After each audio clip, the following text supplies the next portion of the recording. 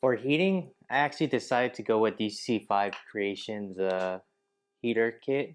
It actually comes with adapters that you can insert the hose side on one end, and then it'll make AN fittings on the other end. And then it just comes with these 4 pieces. The only hard part about that kit is that you actually have to plan on which AN fittings to get. So I actually bought a couple of ANs that I think I'll need and a hose long enough so that I can actually route from the thermostat to the heater core and then from the heater core to the back of the head. But if you don't want to have heat in your car, you can actually buy this kit from Hybrid Racing. And what it'll do is it'll plug the thermostat, which this goes on the thermostat, and then this will plug to where the hole from the head is. And then those are your 2 choices that you can actually do for heating on the EK for a K20 swap.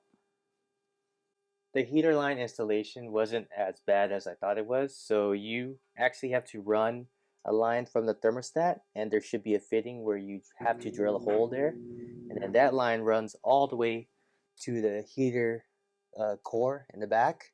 So one line is AN fitting and the other line is just regular hose fitting. And then the reason why I couldn't use, or whatever came with the kit, was because I actually use a heater valve. If you have a heater valve and then you put it hot, it'll open up the heater valve and then it'll cool down the system. If you don't have a heater valve, then it's always going to be hot in your cabin.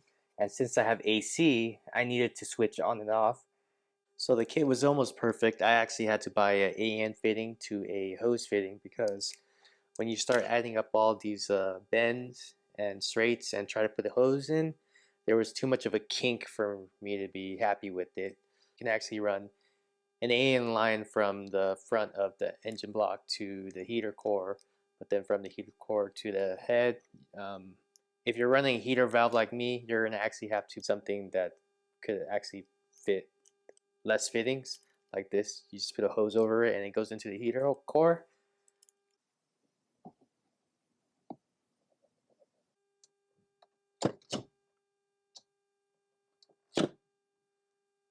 Is it moving?